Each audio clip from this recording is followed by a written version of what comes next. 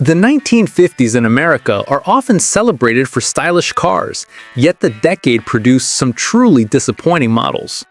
The Ford Edsel became a symbol of failure, launched with huge expectations but rejected for its awkward design and high price. The Chevrolet Corvaire's early models suffered from safety concerns that damaged its reputation.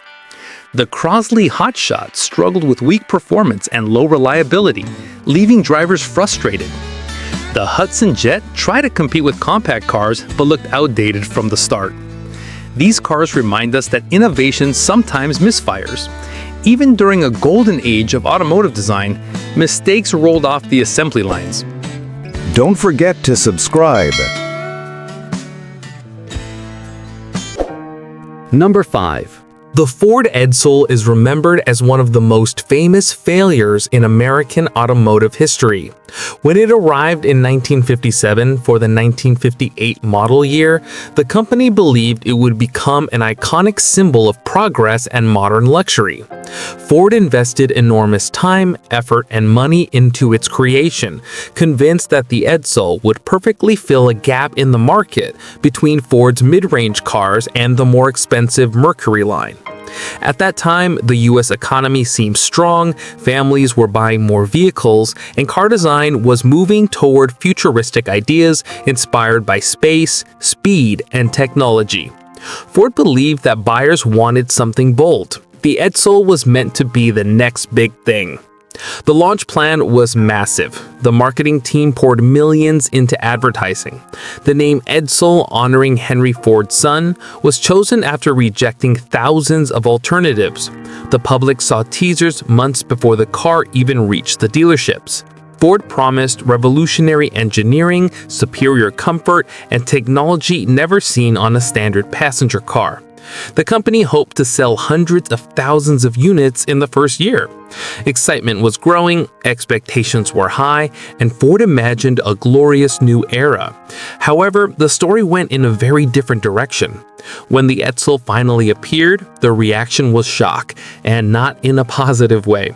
The most criticized part of the design was the grille, often compared to a horse collar, a toilet seat, or something even less flattering. Instead of looking futuristic, the car looked strange. Its styling did not match the tastes of American customers who preferred sleeker and more elegant lines during this period. Instead of bold innovation, people saw an expensive mistake. The timing of the release made things worse. The US economy entered a recession right as the Edsel hit showrooms. Consumers became more careful with money, and expensive mid-range cars immediately lost appeal. The Edsel was priced higher than many popular Ford models, but did not appear luxurious enough to compete with Mercury or other premium brands. It seemed stuck in the middle, a vehicle without a clear identity. That confusion pushed customers to look elsewhere.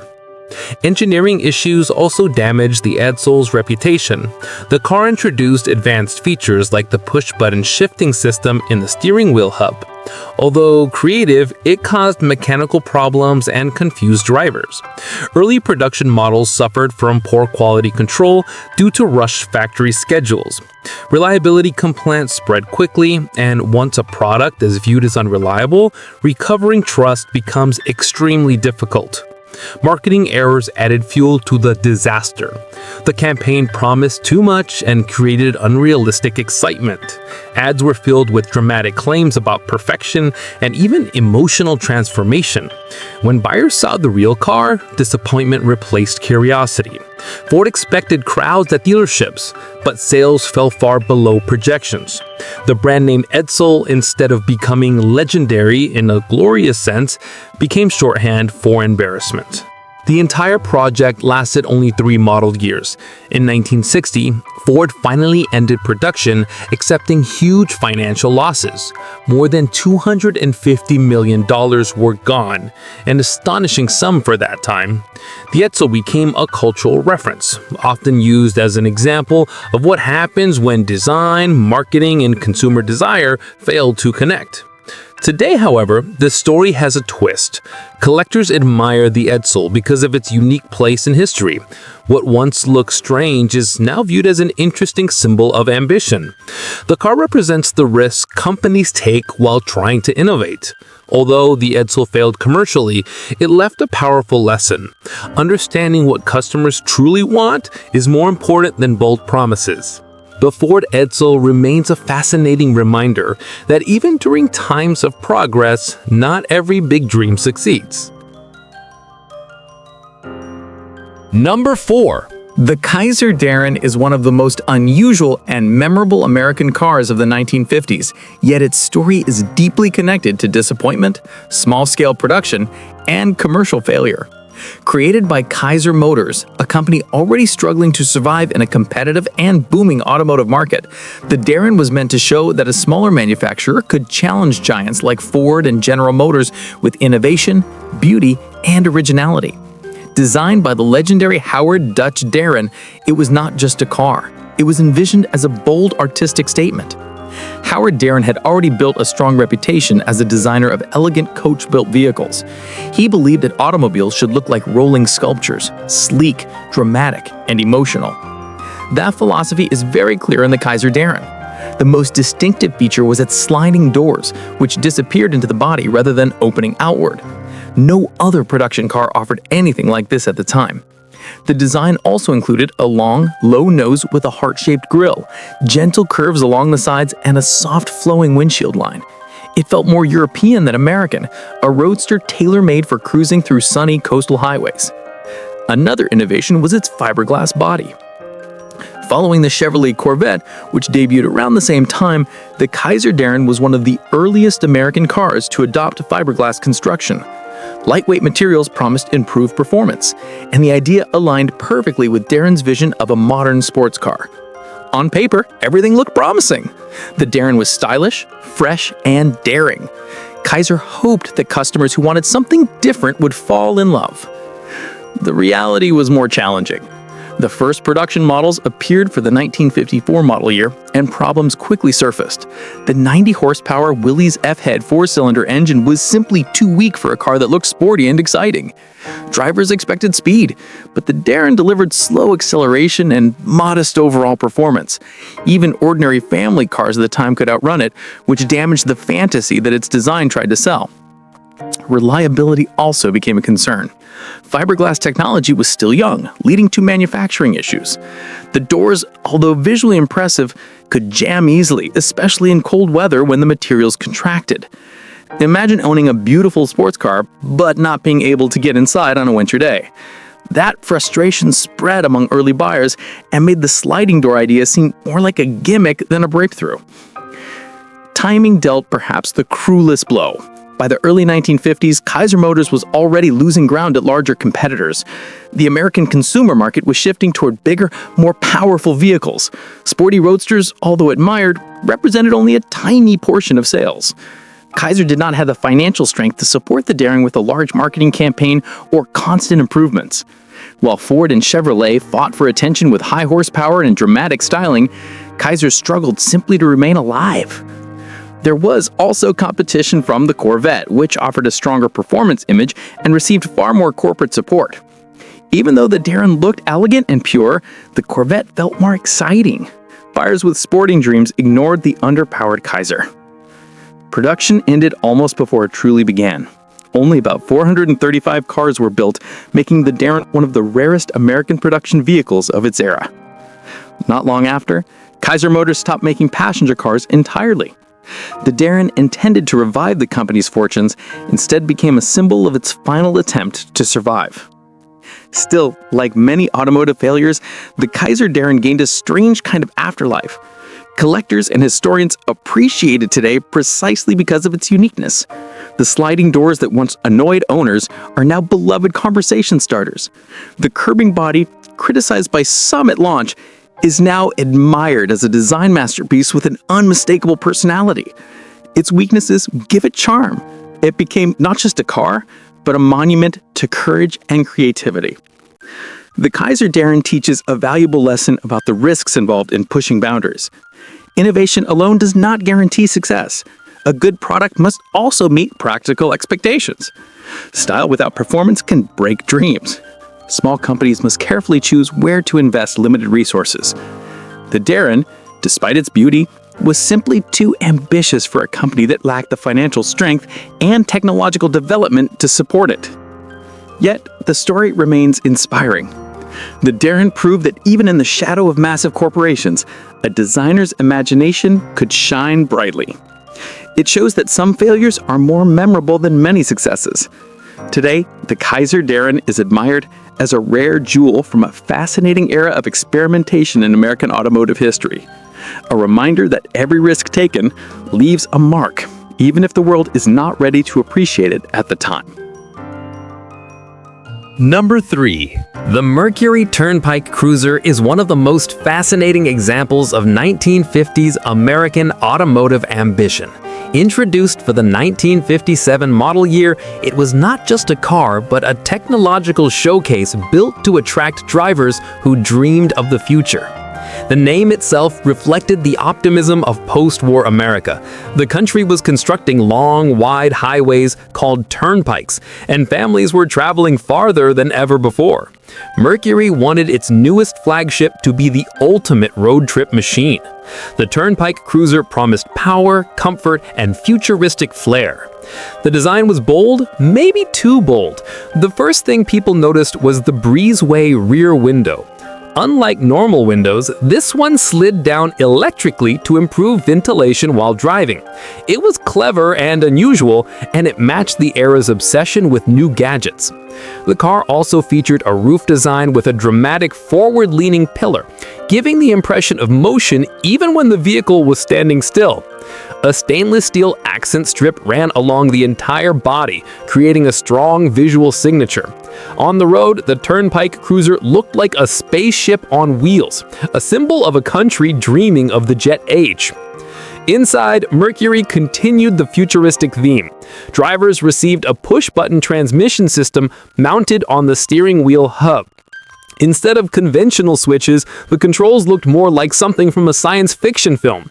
The dashboard included a huge array of buttons, levers, and lights, all designed to make the driver feel like the captain of a highway starship. Even the sun visors were inventive. They were transparent plastic panels that filtered sunlight without blocking the road view. Every part of the car announced that the future had arrived. Of course, the Turnpike Cruiser was not only about looks. It packed strong V8 engines with plenty of horsepower for cruising at high speed. This made sense since the car was large and heavy, built for comfort rather than racing. It glided across long interstates with confidence, and Mercury hoped that buyers would fall in love with the smooth ride and strong presence on the road. Unfortunately, the Turnpike Cruiser arrived at a complicated moment in the automotive market. Buyers liked style, but they also wanted practicality. The bold roofline and special rear window did not always deliver enough headroom, and the hidden engineering added weight and complexity. Some owners complained about leaks, mechanical failures, and expensive repairs. The push-button transmission was interesting, yet it confused many drivers. Instead of feeling convenient, it became another thing to worry about. Number 2. The Buick Roadmaster stands as one of the most iconic big American cars of the 1950s, representing comfort, status, and the confident spirit of post-war prosperity. Unlike many cars remembered for failure or controversy, the Roadmaster earned admiration in its own time. It was the flagship of the Buick line, positioned just below Cadillac in the General Motors family. If you wanted a luxury car without fully entering the Cadillac world, the Roadmaster felt like the perfect step. It carried a name that suggested power and elegance, a car built to conquer the open road. The early 1950s Roadmasters featured wide curving fenders and Buick's famous Ventaports on the sides. These round trim pieces looked like aircraft intakes, which matched the aviation influence seen across American design. The large sweeping grille, nicknamed the Toothy Grin, became instantly recognizable. Whenever a Roadmaster arrived, people noticed. Its size alone made a statement. Cars were getting larger every year, and Buick embraced the trend without hesitation. Inside, the Roadmaster was roomy and soft, like a moving living room. Plush seats, chrome accents, and high visibility from big windows made passengers feel relaxed on long drives. Families who were climbing into the middle class considered the Roadmaster a reward for their success. Owning one said something about your life. You were comfortable, you were confident, you were enjoying the new American dream of highways leading anywhere you wanted to go. Performance helped strengthen that image. Buick's Fireball inline-8 engines gave early 1950s Roadmasters solid power, but a major improvement arrived in 1953 with the introduction of the famous Nailhead V8. It was compact, efficient for its size, and full of torque, giving the big Buick strong acceleration. Paired with Buick's advanced Dynaflow automatic transmission, the Roadmaster practically floated along the highway. Driving was easy. Gear changes were smooth and silent. Speed felt effortless even though the car carried the weight of a rolling mansion. In 1954 and 1955, styling became even more dramatic. Buick designers stretched the curves, lowered the roof lines, and sharpened the chrome details. The cars looked modern and powerful, ready for the future. They felt like artwork that could take you on vacation. Buick commercials emphasized adventure and romance, showing the Roadmaster in front of mountains or oceans with happy families enjoying freedom. The 1957 and 1958 models became some of the most impressive and extravagant of the entire decade. Huge fins, aggressive chrome, and massive bodies reflected the height of America's bigger is better philosophy. The 1958 Roadmaster in particular was a creature of its time. It had a wide chrome grille that looked almost like a glittering wall. Every surface seemed decorated. Some people loved the boldness, while others thought it was too much, yet no one could deny its presence. However, even powerful legends faced challenges. The late 1950s brought an economic slowdown. Gas prices and maintenance costs made giant cars feel less practical. The Roadmaster was luxurious, but it was also expensive to own. Buick began reconsidering the size and purpose of its flagship. By 1959, the Roadmaster badge transitioned to a new generation with different proportions and a new look. Times were changing. Eventually, the Roadmaster name disappeared for many years, replaced by other Buick models that matched new trends, including smaller and more efficient cars. The large luxury cruiser no longer fit the average buyer's needs.